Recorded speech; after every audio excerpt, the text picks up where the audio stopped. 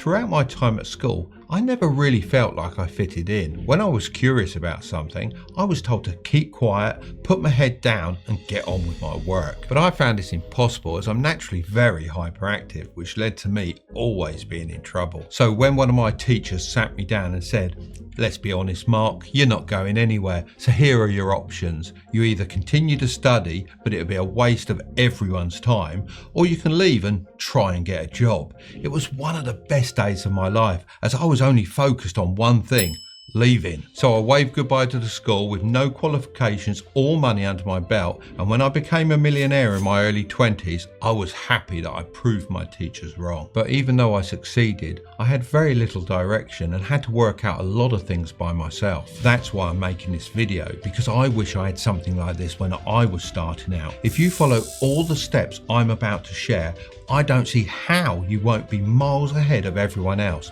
Actually, I pretty much guarantee you will be if you follow all of these steps. Step 1 is to create an investment budget. A lot of people put this as one of the last steps, but that's the main reason most people don't make it. They treat investing as an afterthought rather than a priority. I believe there are 3 types of people in the world: wasters, worriers and winners, otherwise known as the 3 W's. Wasters go through life spending everything they earn. They say things like, "Money doesn't make you happy."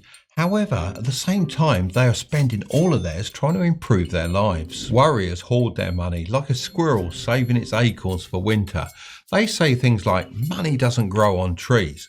The sad thing is, even though these people have a lot of money, they often deprive themselves of the little pleasures in life in order to save a few extra dollars. They're so focused on using budgets to keep their expenses down that they miss the far bigger picture. Winners are the complete opposite of both of these people. They understand that money can make them happy and that it does grow on trees if they invest correctly. They earn money not to spend it, but to invest, all while not depriving themselves of the things that they enjoy. To become a winner, you need to change the way you think about money. Instead of seeing it as a tool to get the things you want, start viewing it as a tool to get more money. The only other way to make money is by trading your time, and personally, I'd rather use my money than trade my literal years on this earth. Here's something to consider. If you worked for a whole year and saved up $10,000, but you spent it all on upgrades for your car, you'd have to save that money all over again, costing you another year. However, if you invested it correctly, you could use that $10,000 to make $100,000.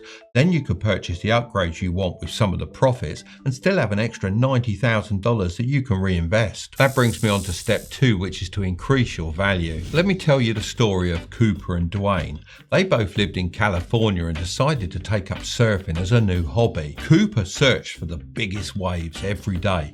He didn't bother with the smaller ones. Some days, if he couldn't find any waves big enough, he just went home. On the other hand, Dwayne went out every day and rode as many waves as he could. Whether big or small, he simply enjoyed the process of surfing and improving his skills. One day, Cooper and Dwayne were out at sea when a huge wave started to build on the horizon. Cooper thought to himself, this was exactly what he had been waiting for, a wave that was finally big enough for him. On the other hand, Dwayne was just excited to put his skills to the test and thought of it like any other wave. They both began paddling. Dwayne expertly popped up onto his feet and rode inside the barrel of the wave. He looked back expecting to see Cooper behind him, but he wasn't there. Cooper had fallen off almost as soon as the wave had arrived.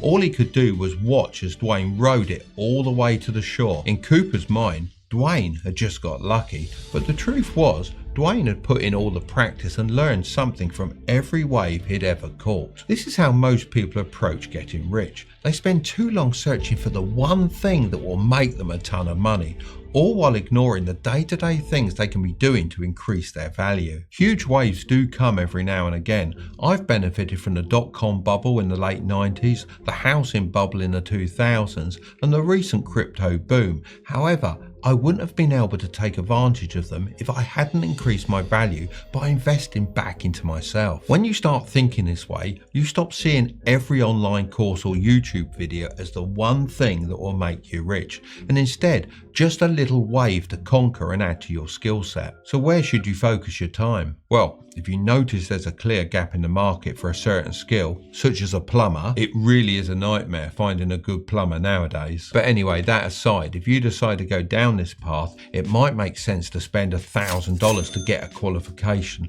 and then start making upwards of $5,000 a month. Over the course of a year, that would be a 60x return on your investment. If you can't think of anything to do, don't waste time waiting for waves. Instead, you can spend time mastering universal skills like public speaking, negotiating, and content creation.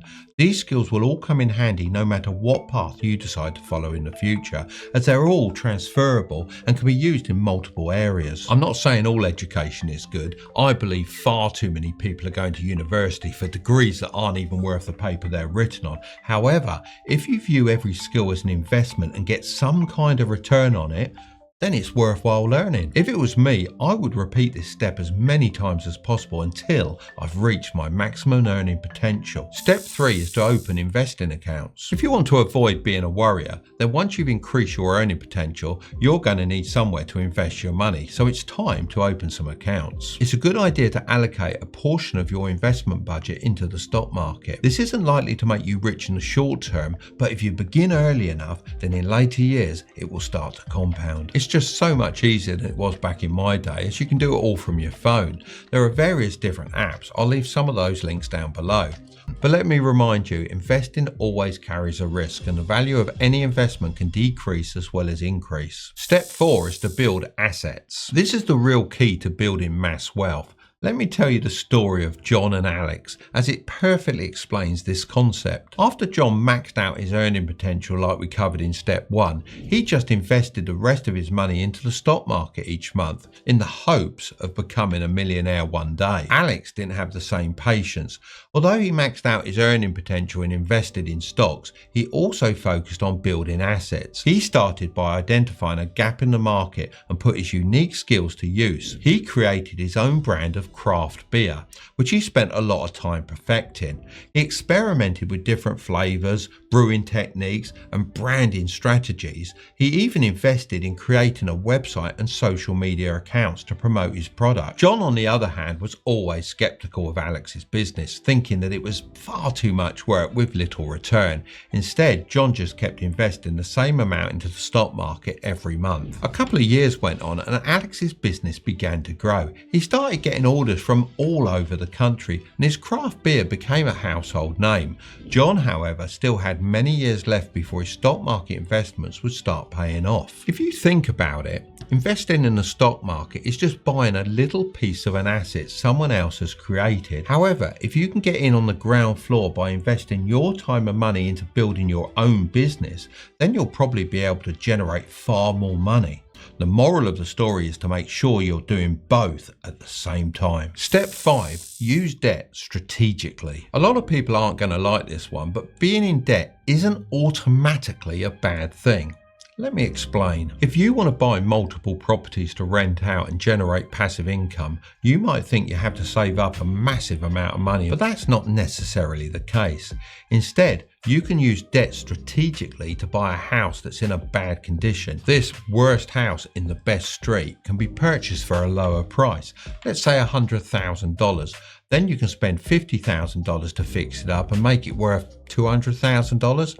After that, you can refinance it for 75% of its new value, which is $150,000. This way, you can use that $150,000 to buy another property or renovate another worst house and repeat the process.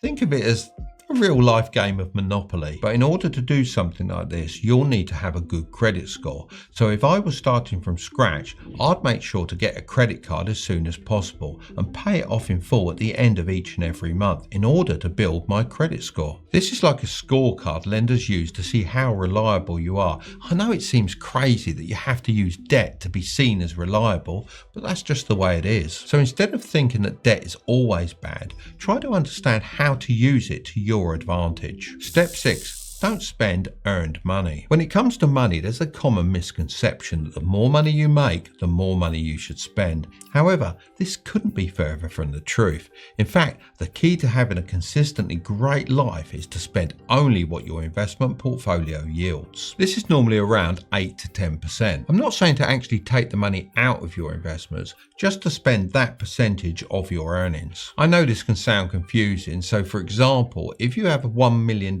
invested, then you'd be able to spend up to 10% of that value, which is $100,000 per year from your earnings without having to worry too much. Of course, this does rely on you making a lot, but once you've made it to step 6, this shouldn't be too much of an issue. Think of it this way.